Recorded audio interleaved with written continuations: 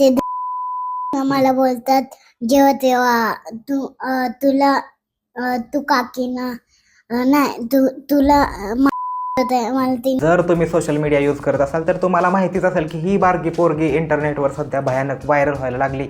आणि कारण हिने एक शिवी दिली मला ती आणि आपल्याला बारक्या पोराच्या तोंडातून शिवी ऐकायला एवढं भारी वाटतं की आपण हिला ओव्हरनाईट एवढी व्हायरल करून टाकली. तिच्या त्या शिवीला कनेक्ट करून बऱ्याच लोकांनी रील्स वगैरे बनवायला सुरुवात केली. आणि नंतर हिला ज्यावेळेस मी पॉडकास्टवर बघितली माझं असा रक्त नाही म्हणजे मी कायच बोलूया लोकांना. मला हे सगळं बघून त्या पॉडकास्टची आठवण आली. तुमचा बॉन्ड कुठं झालाय तू कुठलचेस.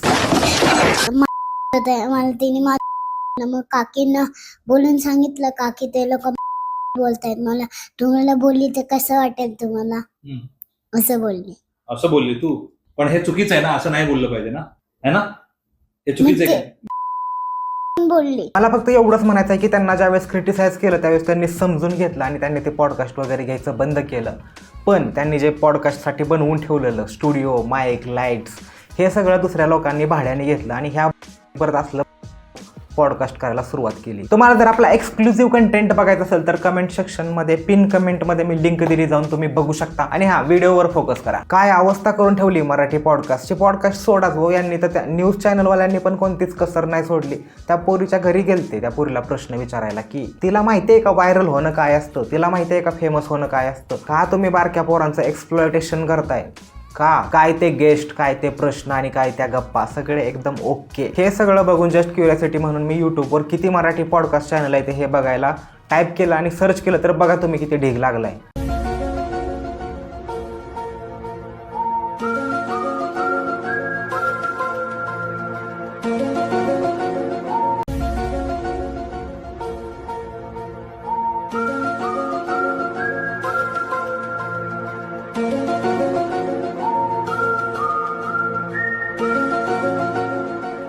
बारक्या पोराच्या हातात एखादं खेळणं द्या आणि ते खेळणं ते तोपर्यंत सोडत नाही जोपर्यंत त्या खेळण्याचं सगळं पार्ट सेपरेट होत नाही. त्या राजशमाने आणि बिअर बायशेपने एवढी स्वप्न विकली की जेवढे मार्केटमध्ये गेस्ट नाही तेवढे आता पॉडकास्टर अवेलेबल झाले. ज्याला होस्टिंगचा यच पण येत नाही त्यांनी पण पॉडकास्ट सुरू केलंय. जेव्हा पण मी एखादा पॉडकास्ट बघतो, नाही पूर्ण पॉडकास्ट नाही बघत कारण तेवढी माझ्यात हिंमत नाही आणि माझ्या वेळेला तेवढी किंमत आहे. पण रील्सवर एका तासाच्या पॉडकास्टच्या जर 60 रील येत असतील तर कोणत्या म्हणून नॉट इंटरेस्टेड करायची, एखादी ना एखादी दिसतीच. हे बघा भावांनो, तुम्ही पण युट्यूबर आहे, मी पण युट्यूबर आहे, मला पॉडकास्ट सोबत पॉडकास्टर सोबत अजिबात प्रॉब्लेम नाही. पण तुमच्याकडे एवढ्या सगळ्या रिसोर्सेस आहेत, लाईट कॅमेरा माईक्स एवढे भारी स्टुडिओज, मग गेस्ट पण त्याच लायकीचे बोलवा. नाही एखादी पूजा करायची असेल तर कसं पहिला पूजेचा मान गणपतीला असतो तसं पहिला पॉडकास्टचा मान महेश मोठेला देऊन ठेवला. नवीन पॉडकास्ट चॅनल काढला की पहिला गेस्ट कोण बोलवायचा तर तो मोठे बोलवायचा. ही आपल्या पॉडकास्टची लेवल.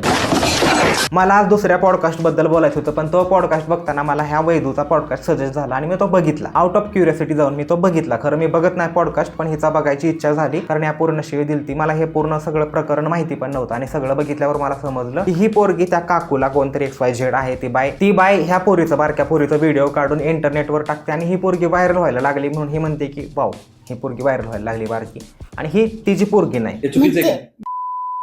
बोलली असं बोल नको आणि बोलले की काकीने तुम बोल जाऊन असं तुला सांगितलं बरोबर. पण हे चुकीचं आहे ना, तुला काय वाटतं?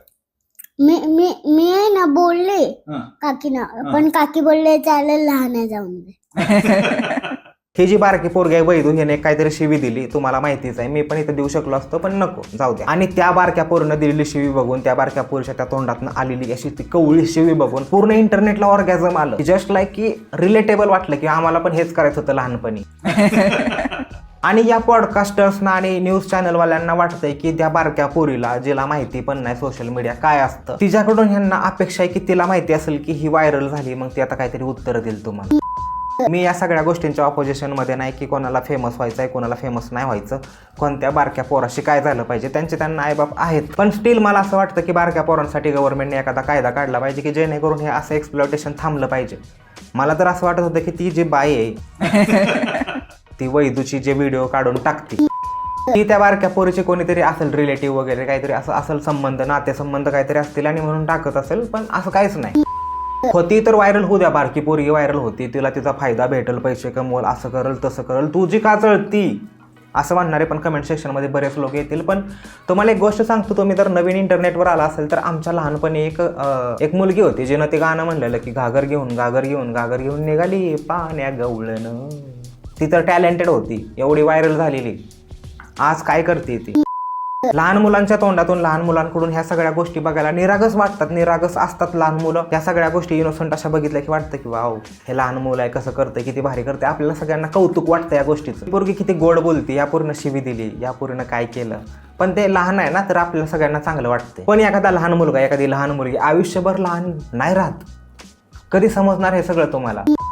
आणि आजच्या या लेवलला यांनी व्हायरल होण्यासाठी किंवा या काकूंनी किंवा त्या पोरीच्या ज्या फुटप्रिंट आता इंटरनेटवर टाकलेत आहे, ह्या न्यूज मीडियावाल्यांनी सगळ्यांनी जे इंटरव्ह्यू घेतले, पॉडकास्ट घेतले, याचं फ्युचरमध्ये काय होणार? म्हणजे मी एकटाच असा विचार करतो का तुम्ही पण करता मला माहिती नाही, पण I have platform, me share करतोय माझा विचार, तुम्हाला सांगतोय की हे चुकीचं आहे. कारण हा जो कॉन्टेंट त्या वैदूचा इंटरनेटवर पडतोय, याला मॉनिटर करणाऱ्यांना तिचे आईबाप आहेत ना, तिचे कोण रिलेटिव्ह आहेत. आणि या सगळ्याच्या पलीकडे जर मी बोलताना काय चुकत असेल किंवा मग ठीक आहे की एखादी बारकी पोरगी व्हायरल होती, तुम्हाला पण चांगलं वाटतंय, त्या काकूंना पण चांगलं वाटतंय, तर त्या काकूंना माझी विनंती आहे की प्लीज आता तुम्ही तिला एवढं व्हायरल केलंच तर तिच्या सगळ्या शिक्षणाचा, तिच्या सगळ्या लाईफस्टाईलचा सगळा तुम्ही रिस्पॉन्सिबिलिटी घ्या. तिची रिस्पॉन्सिबिलिटी घ्या, तिला शिकवा, तिला मोठं करा, तिला चांगलं एकदम वेल मेंटेन ठेवा. तुमचं तर ब्युटी पार्लर पण आहे. आणि हे सगळं बघून जर कोणाला वाटत असेल की मी पण कोणाच तरी बारकं पोरगं घेऊन येणार, त्याच्या तोंडात कॅमेरा घालणार आणि त्याचं शूटिंग काढून त्याचं बोललेलं इंटरनेटवर टाकून व्हायरल करणार, आमची बी इंस्टाग्राम आयडी व्हायरल होईल, मग आम्ही पण व्हायरल होऊ, आमच्याकडे पण असे पॉडकास्टवाले इंटरव्ह्यूवाले येतील, ह्यांना तर लाजा नाही त्यात, ठीक आहे. पण असं नका करू प्लीज.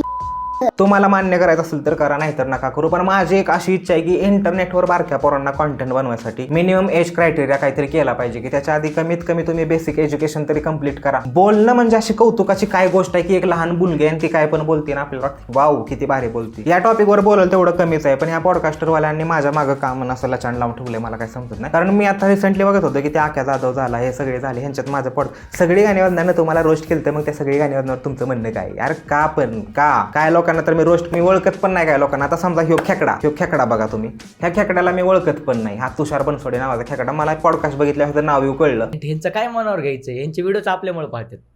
ह्यांना जी इन्कम युट्यूबवर चालू आहे ते आपल्यामुळे चालू आहे ना. आपल्यावर व्हिडिओ टाकणार, मग ह्यांचा व्हिडिओ व्हायरल होणार. ह्याला मी जिंदगीत कधी रोस्ट केला नाही, ह्याची आयडी कधी सर्च करून बघितली. हे बघ खेकडेश भाऊ, माझ्या फॉर्च्युनरचा हप्ता राहिलं ते तुझ्यामुळे माझं घर चालत होतं, माझ्या गाडीचा हप्ता पण भरून दे प्लीज यार, प्लीज. तुम्हाला जर मी रोस्ट नाही केलं आणि तुमच्यामुळे जर मला पैसे नाही भेटले तर माझ्या गाडीचा हप्ता कोण भरणार? लागा प्लीज, लागा तुम्ही असं नका करू, मला द्या लागा पैसे. अरे का तुम्ही माझं नाव घेत असाल? म्हणजे मी बोलल्यावर परत तुम्हाला जर राग येतो तर मग तुम्ही माझं नाव नका घेत जाऊ. परत मी नाही नीट बोलत, मग मी नाही अजिबात चांगला माणूस बोलायच्या बाबतीत. आम्ही 2 मिनिटात हॉस्पिटलला नेला, हॉस्पिटल म्हणून डायरेक्ट दवाखान्यात नेला की मग आम्ही आधी हॉस्पिटलमध्ये गेलो, तिथनं दवाखान्यात गेलो. वाव पॉडकास्टर, वाव मस्तच.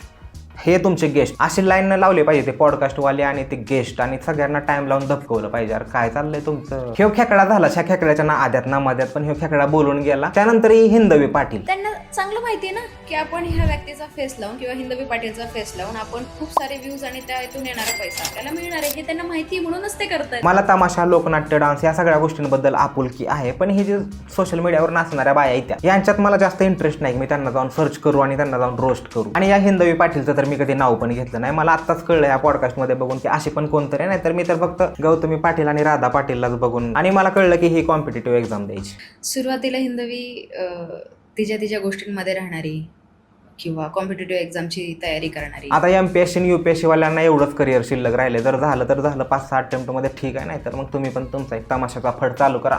पोटासाठी नाचते मी परवा कुणाची. मी एका तमाशाच्या फडावर जाऊन डॉक्युमेंटरी बनवायचा प्रयत्न केला. तिकडे जाऊन मी बोललो लोकांशी. मला कळलं की आत्मीयता, त्या लोकांचं दुःख, दर्द, कहाणी, स्टोरी, त्यांच्या सगळ्या मला कथा कळल्या. तिथं गेल्यावर मला जास्त कळलं, कारण तिथल्या लोकांनी विठाबाई नारायणगावकर बरोबर काम केलेलं, त्यांच्याबरोबर त्यांनी शोज केलेले. तर हिंदवी पाटील आणि तुमच्यासारख्या बऱ्याच ज्या पाटलांच्या पुरी आहेत, ज्या इंटरनेटवर, सोशल मीडियावर नाचतात, डान्स शो करतात, DJ शोज करतात, यांच्याबद्दल काहीच बोलायची मला तरी गरज नाही. आणि मी तुम्हाला रोस्ट का करू? तुम्ही तुमच्या पोटासाठी करताय, आम्ही आमच्या EMI साठी करतोय. राहिला ट्रोलिंगचा विषय, मी आतापर्यंत कुठल्याच कारणाने ट्रोल नाही झाले, कधीच नाही. यांना मी कधी रोस्ट तर केलं नाही, पण यांच्याकडे बघून एक चांगली गोष्ट बोलायची माझी इच्छा होती की मी बऱ्याच ज्या पाटलांच्या पुऱ्या आहेत त्याच्या डान्स शो करतात, त्या DJ शो करतात, त्यांना रोस्ट केलं असेल, may be may not be. पण यांच्यासाठी एक चांगली गोष्ट मला बोलायला वाटते की यांच्या बोलण्यात ना ते एज्युकेशन, म्हणजे शिकलेले माणसं असतात ना, शिकलेल्या माणसांची वाईब येते की हां बाबा शिकलेत, एज्युकेटेड आहेत, वेल एज्युकेटेड, नीट बोलू शकतात व्यवस्थित आणि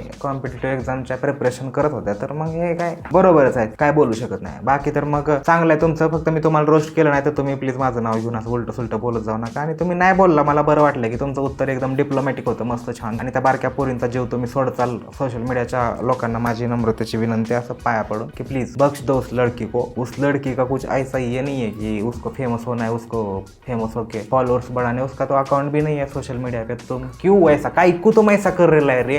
हा का म्हणत्या पोरीच्या तुम्ही खेळताय भविष्याशी?